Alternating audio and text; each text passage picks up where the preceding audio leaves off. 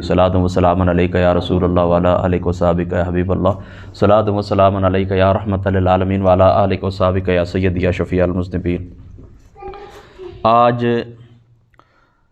شعبان المعظم کی 21ویں رات ہے، 1443 ہجری، اور مارچ 24 سن 2022 جمعرات کی شب ہے، اور ہماری یہ جو درس قرآن کی مجلس ہے یہ 5ویں مجلس ہے۔ 4 مجلس آپ سن چکے ہیں، 5ویں مجلس ہے، اور سورہ بقرہ شریف کی جو آیت نمبر 7 ہے اس سے ہم آج اپنے درس کا آغاز کرتے ہیں۔ اللہ تعالیٰ فرماتا ہے وَمِنَ النَّاسِ مَن يَقُولُ آمَنَّا بِاللَّهِ وَبِالْيَوْمِ الْآخِرِ وَمَا هُمْ بِمُؤْمِنِينَ۔ یہ سورہ بقرہ شریف کی آیت نمبر 8 ہے۔ پچھلی جو 7 آیات بینات میں نے آپ کو سنائی ہیں ان میں ابتدائی 5 جو آیات تھیں ان میں مؤمنین کی صفات کا تذکرہ تھا کہ قرآن کن لوگوں کے لیے ہدایت ہے۔ پھر اللہ تعالیٰ نے ان کی نشانی بیان فرمائی کہ وہ اس طرح کرتے ہیں کہ غیب کے اوپر ایمان رکھتے ہیں، نماز قائم کرتے ہیں، اللہ تعالیٰ کے مال میں سے خرچ کرتے ہیں۔ پھر اس کے بعد 2 آیات بینات وہ تھیں کہ جن میں اللہ پاک نے کھلے کافروں کا ذکر فرمایا ہے، اور یہ اب یہاں سے لے کر آیت نمبر 20 تک 13 آیات بینات وہ ہیں کہ جن میں اللہ تعالیٰ کی ذات اقدس نے منافقوں کا ذکر فرمایا ہے۔ اب آپ چونکہ یہ 13 آیات بینات سنیں گے، منافقوں کی نشانیاں بھی آپ کو معلوم ہو جائیں گی، پھر آپ معاشرے کے اندر دیکھ لیا کریں کہ قرآن منافقوں کی جو نشانیاں بیان فرماتا ہے، آپ دیکھیں گے جو معاشرے کے منافق ہوں گے ان کے اندر یہ نشانیاں پائی جائیں گی۔ وَمِنَ النَّاسِ، اللہ تعالیٰ فرماتے ہیں یہ لوگ کیا کہتے ہیں، مَن يَقُولُ آمَنَّا بِاللَّهِ وَبِالْيَوْمِ الْآخِرِ، یہ کہتے ہیں ہم اللہ تعالیٰ کے اوپر ایمان لائے اور آخرت کے اوپر ایمان لائے، لیکن کیا ہے وَمَا هُمْ بِمُؤْمِنِينَ، اس کے باوجود بھی اللہ تعالیٰ کی ذات اقدس فرماتے ہیں کہ یہ لوگ مومن نہیں ہیں۔ دیکھیں، غور کریں اس بات کے اوپر، کہتے ہیں ہم اللہ کو بھی مانتے ہیں، اللہ تعالیٰ کے اوپر بھی ہمارا ایمان ہے اور آخرت کے اوپر بھی ہمارا ایمان ہے، لیکن اس کے باوجود اللہ تعالیٰ فرماتا ہے کہ یہ مومن نہیں ہے۔ اس سے ایک بات پتہ چلتی ہے کہ جو بندہ ضروریات دین کا منکر ہو وہ دار اسلام سے خارج ہے۔ آج آپ لوگ کیا کرتے ہیں، آپ لوگ اس طرح کرتے ہیں، کسی کو نماز پڑھتا ہوا دیکھتے ہیں، کسی کو داڑھی کسی کی دیکھتے ہیں، کسی کی امامہ دیکھتے ہیں، مسجد مدرسہ دیکھتے ہیں، تو آپ کہتے ہیں یہ مسلمان ہے۔ مسلمان ہونے کے لیے ضروری ہے کہ تصدیق قلبی بھی ہو، یعنی اللہ تعالیٰ کی ذات اقدس، رسول پاک صلی اللہ تعالیٰ علیہ وآلہ وسلم کی ذات اقدس کے اوپر جو ایمان لائے ہو، زبانی کلامی اقرار نہیں کرنا، دل کے اندر تصدیق بھی ہونی چاہیے، اور آپ کا کوئی فعل کوئی عمل ایسا نہیں ہونا چاہیے کہ جو اس تصدیق کے منافی ہو۔ دیکھیں، ایک بندہ کہتا ہے میں رسول پاک صلی اللہ تعالیٰ علیہ وآلہ وسلم آپ کی ذات کو مانتا ہوں، اللہ کی ذات کو مانتا ہوں، لیکن جو چیزیں اللہ تعالیٰ کے اندر نہیں پائی جاتی، مثال کے طور پر اللہ تعالیٰ ہر عیب سے پاک ہے۔ اب کوئی بندہ کہتا ہے نعوذ باللہ من ذالک، یہ ایک اپنی کا عقیدہ ہے کہ اللہ تعالیٰ جھوٹ بول سکتا ہے، انہوں نے اپنی کتابوں کے اندر لکھا ہے، تو مجھے بتائیں کہ وہ کس طرح مومن رہ سکتے ہیں۔ اسی طریقے سے غیب اللہ تعالیٰ نے حضور، علوم غیبی اللہ تعالیٰ نے حضور علیہ السلام کو عطا فرمائے، یہ حضور کی صفت ہے، نور حضور کی صفت ہے، تو ان صفتوں کا وہ انکار کرتے ہیں، تو وہ حضور علیہ السلام کی ذات اقدس کو کس طرح مانتے ہیں؟ تو پھر لوگ پتہ کیا کہتے ہیں، لوگ کہتے ہیں دیکھیں جی حضور علیہ السلام نے آل قبلہ کی تکفیر سے منع فرمایا کہ جو آل قبلہ ہیں تو اس طرح کرے کہ آپ ان کو کافر نہ کہیں، آپ ان کو کافر کہتے ہیں ان لوگوں کو۔ تو یاد رکھیں یہ بات، آل قبلہ سے مراد وہ لوگ نہیں ہیں جو کعبے کی طرف دیکھ کر نماز پڑھتے ہیں۔ آل قبلہ کون سا، مجھے بتائیں دنیا کے اندر ایسا گمراہ فرقہ، یہاں تک کہ قائدیانیوں کو ہی لے لیں، کون سا ایسا فرقہ ہے گمراہ، خارجیوں کو دیکھیں، رافضیوں کو دیکھیں، اسی طریقے سے ناصبیوں کو دیکھیں، جبریہ کو دیکھیں، قدریہ کو دیکھیں، جتنے بھی گمراہ فرقے ہیں سارے کعبے شریف کی طرف ہی منہ کر کے نماز پڑھتے ہیں۔ کون سا ایسا فرقہ ہے جو مغرب کی طرف منہ کرتا ہے؟ سب کعبے کی طرف منہ کرتے ہیں، تو کیا سب کو مسلمان سمجھیں؟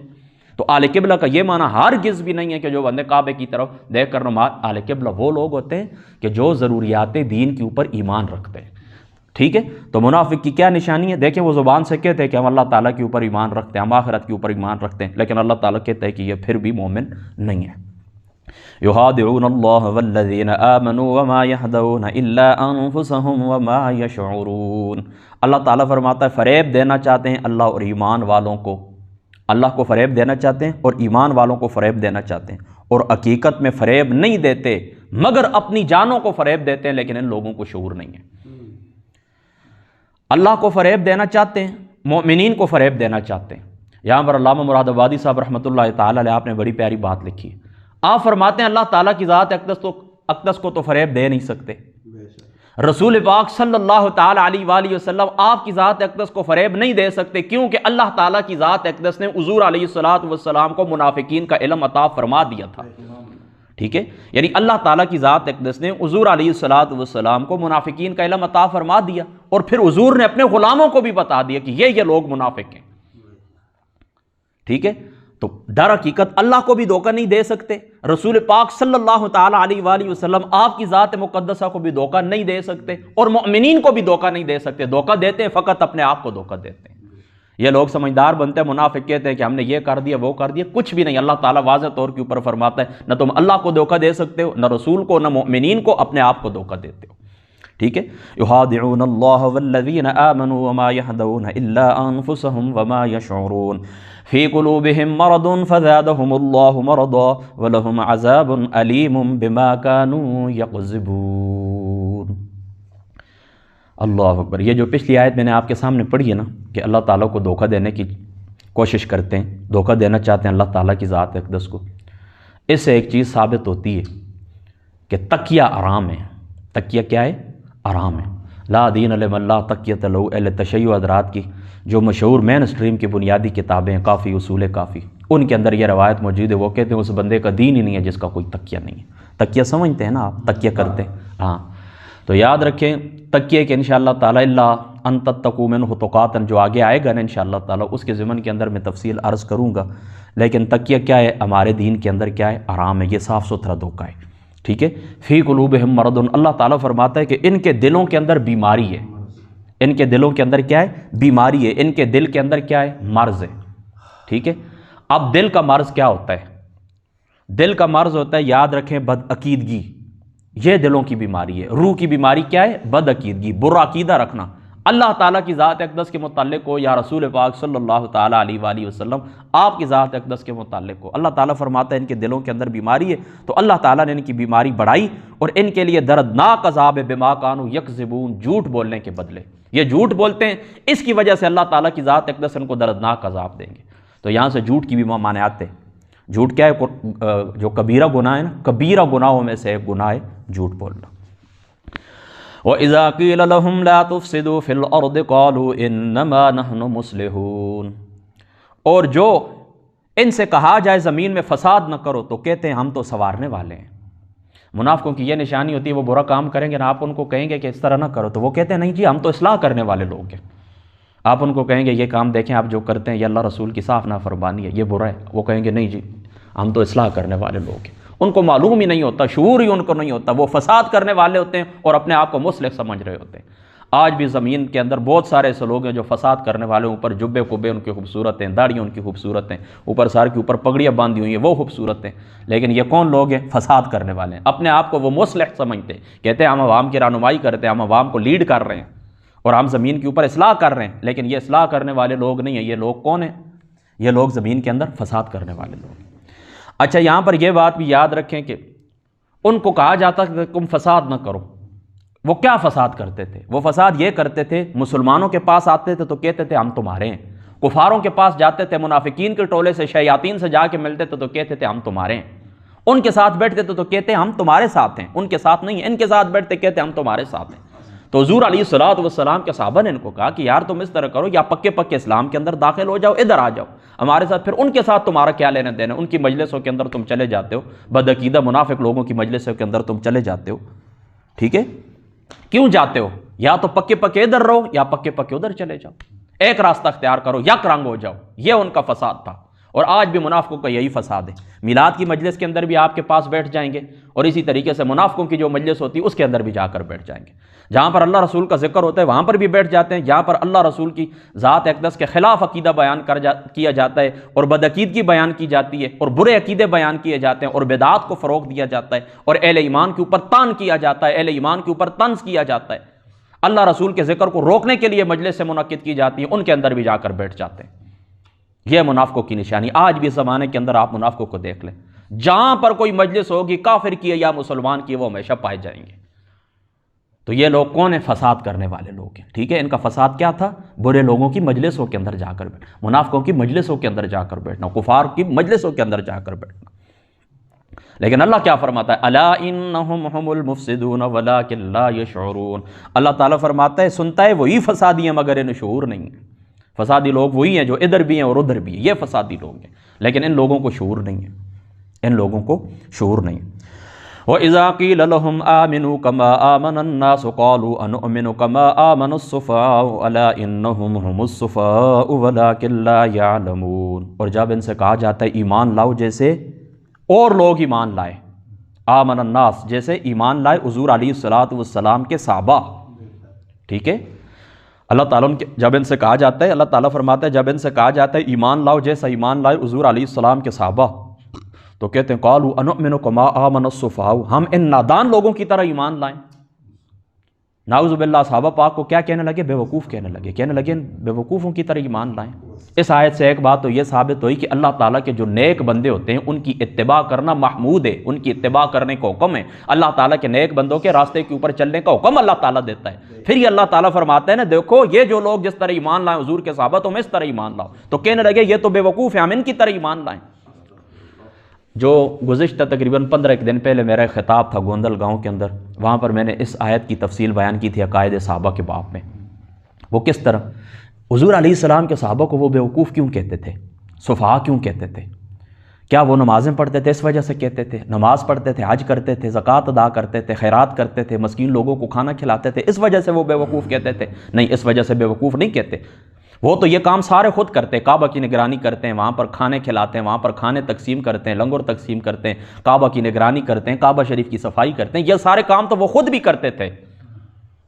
تو اس وجہ سے صحابہ پاک کو نہیں کہتے تھے کہ بے وقوف ہے۔ بے وقوف کس وجہ سے کہتے تھے؟ عشق مصطفیٰ کی وجہ سے کہتے تھے۔ حضور علیہ الصلوۃ والسلام کی ذات اقدس کے ساتھ والہانہ تعلق کی وجہ سے کہتے تھے۔ صحابہ کرام کیا کرتے؟ غور کرنا اس بات کے اوپر۔ صحابہ کرام اس طرح کرتے کہ حضور علیہ السلام وضو فرماتے تو حضور کے وضو کا جو پانی تھا وہ نیچے نہیں گرنے دیتے، اپنے ہاتھوں کے اوپر رکھ لیتے اور اپنے برکت کے لیے چہرے کے اوپر مار لیتے۔ حضور علیہ الصلوۃ والسلام اپنا تھوک مبارک لعابدان حضور علیہ السلام زمین کے اوپر پھینکتے، وہ نیچے ہاتھ رکھ لیتے، اپنے چہروں کے اوپر مار لیتے۔ مزے کی بات بتاؤں، جس صحابی کو وہ نہ پہنچ سکتا نا، تو جس صحابی نے وہ لیا ہوتا اس کے اوپر آ کے ہاتھ ملتے، تراوٹ لیتے اور اس طرح کرتے، اپنے چہروں کے اوپر مار لیتے، اپنے جسم کے اوپر مار لیتے۔ حضور علیہ الصلوۃ والسلام کی ذات اقدس بال کٹوانے کے لیے بیٹھتے تو وہ کیا کرتے ہیں؟ نیچے ہاتھ رکھ لیتے، بال حضور کی برکت کے لیے تقسیم فرماتے۔ یہ تھا صحابہ کرام کو حضور علیہ الصلوۃ والسلام کی ذات اقدس کی۔ اور یہ حدیث پاک میں نے پچھلے جمعۃ المبارک کو بھی بیان کی۔ حضرت عبداللہ بن عمر تو آپ کا تو کام یہی تھا کہ جس جگہ کے اوپر حضور علیہ الصلوۃ والسلام کی ذات اقدس گئے، جہاں پر بیٹھے، اس جگہ کے اوپر جاتے، وہاں پر ہاتھ رکھتے، برکت کے لیے برکت حاصل کرتے۔ حضور علیہ السلام کے ممبر شریف جس مقام کے اوپر آقا علیہ الصلوۃ والسلام کی ذات اقدس تشریف رکھتے، اسی جگہ کے اوپر جا کر ہاتھ رکھتے، برکت لیتے، اپنے جسم کے اوپر ملتے۔ جس درخت کے ساتھ حضور علیہ السلام نے ٹیک لگائی، اس درخت کے ساتھ جا کر بیٹھ جاتے، وہاں پر ہاتھ لگاتے، اپنے چہرے کے اوپر ملتے۔ اور علامہ نور بخش توکلی صاحب رحمۃ اللہ تعالی علیہ، آپ کی ایک کتاب ہے، کسی زمانے کے اندر، زمانہ طالب علمی تھا، سیرت النبی کی ایک کتاب تھی، تو اس کے اندر انہوں نے ایک روایت نقل کی، ایک صحابی رسول تھے، تو وہ اس طرح ان کو دیکھا گیا نا، وہ کیا کر رہے ہیں؟ وہ دیکھتے ہیں کہ گھوڑے کو گول گول چکر دے رہے ہیں، گول گول چکر۔ تو اب دیکھیں نا، کوئی کام بھی نہیں ہے، دیکھیں نا، یہ جو ریٹ وغیرہ ہوتا ہے، پانی نکالتے ہیں نا زمین سے، کنویں سے پانی نکالتے ہیں اور فصلوں کو دیتے ہیں، تو اس کے لیے چلو کسی جانور کو گول گول چکر دیے جائیں تو سمجھ آتی، وہ ریٹ کے ساتھ یا راٹ کے ساتھ ان کو باندھ دیتے ہیں نا، تو پھر پانی نکلتا ہے، وہ کھیتوں کو جاتا ہے، وہ تو سمجھ آتی ہے۔ وہ بالکل ایک میدان کے اوپر کھڑے ہیں، تو وہ کیا دیکھتے ہیں کہ گول گول چکر گھوڑے کو دے رہے ہیں۔ تو پوچھنے والوں نے پوچھا یہ کیا کر رہے ہو؟ کہنے لگا مجھے کچھ بھی نہیں پتا میں کیا کر رہا ہوں، میں نے ایسا حضور علیہ الصلوۃ والسلام کی ذات اقدس کو کرتے ہوئے دیکھا ہے۔ بس حضور علیہ الصلوۃ والسلام کی وہ جو اتباع ہے وہ محمود ہے، حضور علیہ الصلوۃ والسلام کی جو بس اتباع ہے۔ میں نے آقا علیہ السلام کی ذات اقدس کو اس طرح کرتے ہوئے دیکھا ہے۔ اس طرح اور بھی درجنوں مثالیں بارے میں انشاءاللہ تعالیٰ آگے پھر انشاءاللہ تعالیٰ میں آپ کو بتاؤں گا۔ فی الحال اتنا ہی آپ سمجھ لیں کہ حضور علیہ الصلوۃ والسلام کے صحابہ کو منافقین سفہاء کہا کرتے تھے، کس وجہ سے؟ عشق مصطفیٰ کی وجہ سے، ٹھیک ہے۔ تو اللہ تعالیٰ کیا فرماتا ہے؟ اللہ تعالیٰ فرماتا ہے الا انہم هم الصفاء ولکن لا یعلمون، یہ تو خود بے وقوف ہے لیکن ان لوگوں کو علم ہی نہیں ہے، جانتے ہی نہیں ہیں، یہ خود بے وقوف ہیں۔ تیسری بات یہاں سے یہ یاد رکھنا، یہ منافقوں کا شیوہ ہوتا ہے کہ وہ اللہ تعالیٰ کے نیک بندوں کے اوپر طعن کرتے ہیں، اللہ تعالیٰ کے نیک بندوں کو برا بھلا کہتے ہیں۔ اب رافضیوں کو دیکھیں، حضور علیہ السلام کے صحابہ کو برا بھلا کہتے ہیں، ناصبیوں کو دیکھیں، خارجیوں کو دیکھیں، وہ حضرت مولا مرتضیٰ کو برا بھلا کہتے ہیں، غیر مقلدین کو دیکھیں، وہ امام اعظم ابو حنیفہ رضی اللہ تعالیٰ عنہ اور دیگر فقہاء کو برا بھلا کہتے ہیں۔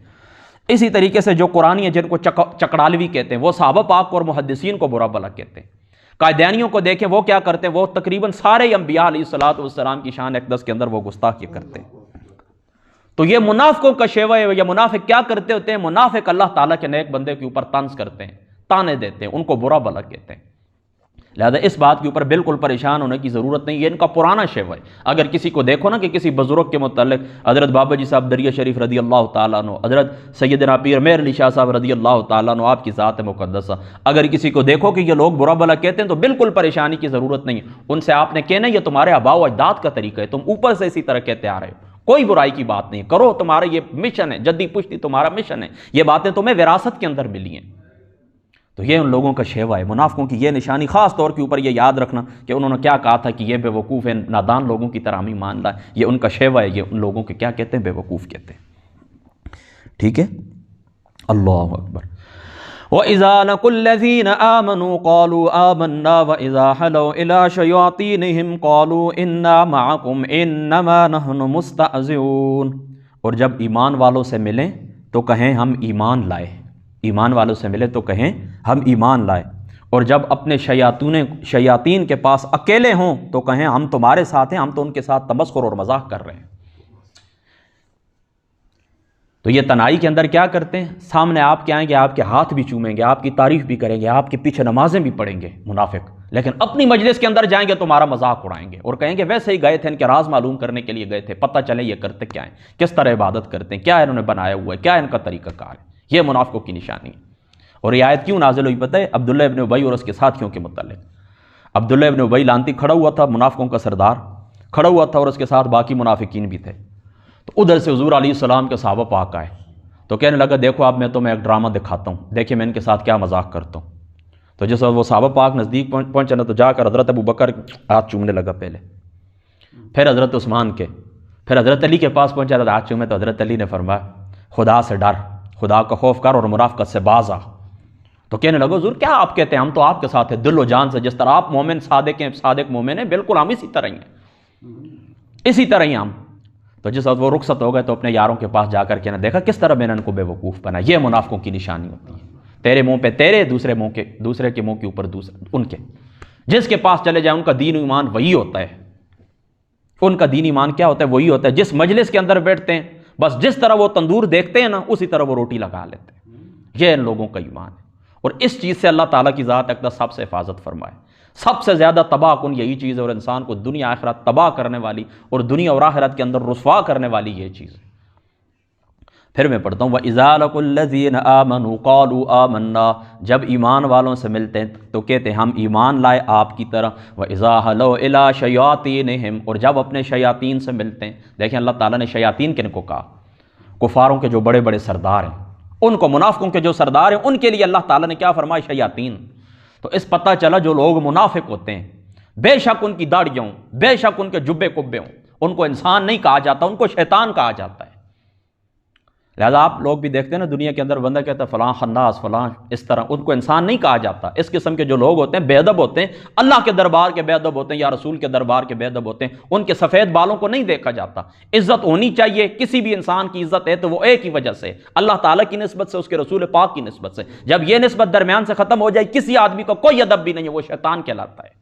اور خود اللہ تعالیٰ نے ہمیں دیکھے نا یہ سبق دیکھنا، وَإِذَا خَلَوْا إِلَىٰ شَيَاطِينِهِمْ، اللہ تعالیٰ یہ تو بھی فرما سکتا ہے نا کہ وہ جب اپنے دوستوں سے ملتے ہیں، وہ جب اپنے یاروں سے ملتے ہیں، وہ جب دیگر انسانوں سے ملتے ہیں، یہ اللہ تعالیٰ نے نہیں فرما إِلَىٰ شَيَاطِينِهِمْ، جب شیاطین سے ملتے ہیں، اپنے گروہ کے لوگوں شیاطین سے ملتے ہیں، لہٰذا ان کو شیطان کہا جاتا ہے، ان کو انسان نہیں کہا جاتا۔ قالوا إِنَّ مَعَكُمْ إِنَّمَا نَحْنُ مُسْتَهْزِئُونَ، ہم تو ان کے ساتھ مذاق کر رہے تھے۔ اللہ يَسْتَهْزِئُ بِهِمْ وَيَمُدُّهُمْ فِي طُغْيَانِهِمْ يَعْمَهُونَ، اللہ تعالیٰ فرماتے ہیں تم استہزاء کرتے ہو، استہزاء کا بدلہ اللہ تعالیٰ ان کو دیتا ہے اپنی شان کے لائق، اور انہیں ڈیل دیتا ہے کہ وہ اپنی سرکشی کے اندر بھٹکتے رہیں۔ اللہ تعالیٰ کی ذات اقدس ان کو ڈیل دیتے ہیں، اپنی سرکشی کے اندر تم بھٹکتے رہو، کہاں تک جاؤ گے؟ ایک دن اللہ تعالیٰ وہ رسی ڈیلی کرتے ہیں، پھر ایک دن جس وقت کھینچی جاتی ہے پھر زمین سے اللہ تعالیٰ ان کی جڑ کو ہی ختم کر دیتے ہیں۔ وہ حدیث پاک کے اندر بھی آتا ہے نا کہ حضور علیہ الصلوۃ نے فرمایا کہ یہ جو مومن ہوتا ہے نا اس کی مثال ہے بس دائیں بائیں سے ہوائیں آتی رہتی ہیں پریشانیوں کی، مصیبتوں کی، حدیث پاک کا خلاصہ ہے، تو وہ ہلتا جلتا رہتا ہے، جس طرح گندم کا پودا ہوتا ہے نا، ہوا آتی ہے نا ادھر سے ہل جاتا ہے، پھر ادھر سے ہوا آتی ہے پھر ہل جاتا ہے۔ یہ دنیا کے اندر چھوٹی موٹی پریشانی انسان کے اوپر آتی رہتی ہے، لیکن منافق کے اوپر کوئی ہوا نہیں آتی۔ منافق کی مثال وہ صنوبر کا بہت بھاری درخت ہے اسی کی طرح ہوتا ہے، اس کو پھر ایک ہی دن آرے سے چیر دیا جاتا ہے، ایک ہی دن اس کی زمین سے پھر جڑ ہی اس کی ختم کر دی جاتی ہے۔ تو آپ لوگ دیکھتے ہیں نا کبھی منافقوں کو، کفاروں کو، بے ایمان لوگوں کو آپ کہتے ہیں ان کے پاس دیکھیں دنیا بھی ہے، ان کو کوئی غم دکھ بھی نہیں آتا، ان کے اوپر کوئی پریشانی بھی نہیں آتی، فلاں وہ امریکہ کے اندر ہے، اتنی دولت انہوں نے جمع کر لی، پتہ نہیں ان کو کچھ ہوتا ہی نہیں ہے۔ یاد رکھیں اللہ تعالیٰ کیا فرماتے ہیں، وَيَمُدُّهُمْ فِي طُغْيَانِهِمْ اللَّهُ يَسْتَهْزِئُ بِهِمْ وَيَمُدُّهُمْ فِي طُغْيَانِهِمْ يَعْمَهُونَ۔ اللہ تعالیٰ کی ذات اقدس خود ان کو ڈیل دیتے رہتے ہیں تاکہ کیا ہو، ان کی سرکشی کے اندر، اپنی سرکشی کے اندر یہ لوگ بھٹکتے رہیں۔ اولئک الذین اشتروا الضلالۃ بالہدی فما ربحت تجارتہم وما کانوا مہتدین۔ یہ وہ لوگ ہیں جنہوں نے ہدایت کے بدلے گمراہی خریدی، جنہوں نے ہدایت کے بدلے کیا خریدا؟ گمراہی خریدی، تو ان کا سودا کچھ نفع نہ لایا، اور وہ سودے کی راہ جانتے ہی نہیں تھے، ہدایت کے راستے کے اوپر تھے ہی نہیں، ہدایت کے راستے کے اوپر تھے ہی نہیں۔ اللہ اکبر، اللہ اکبر۔ اب جو آیت کریمہ میں نے پڑھی آپ لوگوں کے سامنے، اس کے اوپر تھوڑا سا آپ نے غور کرنا ہے کہ ہدایت کے بدلے گمراہی خریدنا یعنی بجائے ایمان کے کفر اختیار کرنا نہایت خسارے کی بات ہے۔ ایمان کے بدلے کفر اختیار کرنا نہایت خسارے کی بات ہے۔ یہ آیت ان لوگوں کے حق میں نازل ہوئی ہے جو ایمان لانے کے بعد کافر ہو گئے۔ پہلے ایمان لایا تھا، پہلے کیا کیا تھا؟ ایمان لایا تھا، ایمان لانے کے بعد یہ لوگ کافر ہو گئے، تو اللہ تعالیٰ کیا فرماتا ہے کہ ان لوگوں نے ہدایت کے بدلے گمراہی خرید لی ہے۔ ٹھیک ہے، ایمان لانے کے بعد یہ ان لوگوں کے حق میں نازل ہوئی ہے جو ایمان لانے کے بعد کافر ہو گئے، یا یہودیوں کے حق میں نازل ہوئی ہے جو پہلے تو حضور علیہ الصلوۃ والسلام کی ذات اقدس کے اوپر ایمان رکھتے تھے، یعنی حضور ابھی دنیا کے اندر تشریف نہیں لائے تھے، حضور کی ذات اقدس کے اوپر ایمان رکھتے تھے، لیکن جب آقا علیہ الصلوۃ والسلام آ گئے، دنیا کے اندر تشریف لے آئے، وہ کہنے لگے یہ تو بنی اسرائیل کی بجائے بنو اسماعیل کے اندر آ گئے، ہم نہیں تسلیم کرتے، انکاری ہو گئے، حضور کو نشانیوں سے پہچانتے تھے۔ تو پھر کیا ہوا؟ اللہ تعالیٰ کی ذات اقدس کیا فرماتے ہیں، یہ لوگ پہلے کیا تھے؟ حضور کی ذات اقدس کے اوپر ایمان رکھتے تھے، اب کیا ہوا کہ اب حضور علیہ الصلوۃ والسلام آئے تو حضور کی شانوں کے یہ منکر ہو گئے، تو اللہ تعالیٰ فرماتا ہے کہ ان لوگوں نے کیا کیا؟ ہدایت کے بدلے گمراہی کو خرید لیا۔ ٹھیک ہے، یا تمام کفار کے حق میں نازل ہوئی، یعنی آپ یہ کہیں نا کہ یہ آیت مرتدین کے حق میں نازل ہوئی تب بھی ٹھیک ہے، آپ یہ کہیں کہ یہ یہودیوں کے حق میں نازل ہوئی جو پہلے حضور کے اوپر ایمان رکھتے تھے تب بھی ٹھیک ہے، یا تمام کفار کے متعلق نازل ہوئی کہ انہوں نے، اللہ تعالیٰ نے فطرت سلیمہ عطا فرمائی تھی، کل مولود یولد علی الفطرۃ، ہر پیدا ہونے والا بچہ فطرت اسلام کے اوپر پیدا ہوتا ہے، یعنی اس کے اندر اللہ تعالیٰ کی ذات اقدس نے یہ صلاحیت رکھی ہوتی ہے، وہ غور کرے تو اس کو ہدایت مل سکتی ہے، اس کے اندر اسلام قبول کرنے کی صلاحیت اللہ تعالیٰ کی ذات اقدس نے حق قبول کرنے کی صلاحیت رکھی ہوتی ہے۔ لیکن یہ لوگ، ان لوگوں کو اللہ تعالیٰ نے فطرت سلیمہ عطا فرمائی تھی، تو فطرت سلیمہ کیا تھی؟ ہدایت تھی۔ فطرت سلیمہ کیا تھا؟ ان کی پونجی تھی۔ فطرت سلیمہ کیا تھا؟ ان کے پاس موجود ہے، لیکن کیا کیا انہوں نے؟ اس سے فائدہ نہیں اٹھایا۔ فطرت سلیمہ ان لوگوں کے پاس موجود تھی، حق کے دلائل واضح ہو گئے، ہدایت کی راہیں ان کے اوپر کھل گئیں، لیکن انہوں نے عقل اور انصاف سے کام نہیں لیا اور گمراہی اختیار کی۔ ٹھیک ہے، ٹھیک ہے نا، سمجھ گئے نا آپ اس بات کو کہ انہوں نے کیا کیا؟ پھر میں آیت کریمہ پڑھتا ہوں، اللہ تعالیٰ فرماتا ہے اولئک الذین اشتروا الضلالۃ بالہدی، یہ کفار، یہ یہودی یا یہ منافق، ٹھیک ہے، یہ کون ہیں؟ یہ وہ لوگ ہیں کہ جنہوں نے ہدایت کے بدلے گمراہی خریدی تو ان کا سودا کچھ نفع نہ لایا۔ ٹھیک ہے، اگر ان لوگوں کو عقل ہوتی تو پھر یہ کیا کرتے؟ اگر تجارت کے علامہ مراد آبادی صاحب رحمۃ اللہ تعالی علیہ آپ لکھتے ہیں، اگر یہ لوگ تجارت کا طریقہ جانتے، اگر یہ لوگ تجارت کا طریقہ جانتے تو اصل پونجی یعنی جو ہدایت اللہ نے ان کو عطا فرمائی تھی وہ کبھی اس کو ضائع نہ کرتے، یعنی ہدایت پہلے ایمان لے آئے تھے نا تو اس ہدایت کو ضائع نہ کرتے، فطرت سلیمہ جو اللہ تعالیٰ نے عطا فرمائی ہے کبھی بھی ضائع نہ کرتے۔ ٹھیک ہے، تو یہاں پر ہمارا جو درس ہے الحمدللہ تعالیٰ یہ یہاں پر مکمل ہو گیا ہے آیت نمبر 16 تک۔ ٹھیک ہے، آج جو میری تیاری تھی، میری کوشش یہی تھی کہ یہ جو آیت نمبر 20 تک ہم سبق مکمل کر لیں، لیکن آگے چونکہ پھر منافقوں کی 2 قسمیں وہ بھی تفصیل سے میں آپ کو بتاؤں گا انشاءاللہ تعالیٰ، اور ان کے متعلق آگے جو آیت کریمہ نازل ہوئی ہیں نا 4 آیتیں باقی رہتی ہیں۔ ٹھیک ہے، تو یہ انشاءاللہ تعالیٰ زندگی باقی رہی تو اگلے درس کے اندر یہ گفتگو کریں گے۔ اور ایک نشست ہماری رہ گئی تھی، یعنی قرآن پاک کے جو فضائل ہیں، یعنی قرآن کی تلاوت کے جو فضائل ہیں، ٹھیک ہے، وہ ہم شروع کے اندر چھوڑ آئے تھے، یعنی 2 نشستیں میں نے آپ کو قرآن کا جو تعارفی نشستیں تھیں 2 ہی تھی، اس کے بعد ہم نے درس شروع کر دیا تھا، تو بعد میں میرے ذہن کے اندر یہ بات آئی کہ یہ جو فضائل قرآن ہے یہ تو ہم سے رہ گئے، یعنی قرآن پاک جو بندہ تلاوت کرتا ہے اس کا کیا ثواب ملتا ہے۔ تو انشاءاللہ تعالیٰ میرا ارادہ یہ کہ جو ہفتے والا دن آ رہا ہے، آج جمعرات ہے نا، کل جمعہ ہے، ہفتے والے دن انشاءاللہ تعالیٰ اسی جگہ کے اوپر ہم یہ جو فضائل قرآن ہے اس کی ایک انشاءاللہ تعالیٰ ہم نشست مقرر کر لیں گے۔ ٹھیک ہے، اللہ تعالیٰ کی ذات اقدس عمل کی توفیق عطا فرمائے۔ واخر دعوانا ان الحمدللہ۔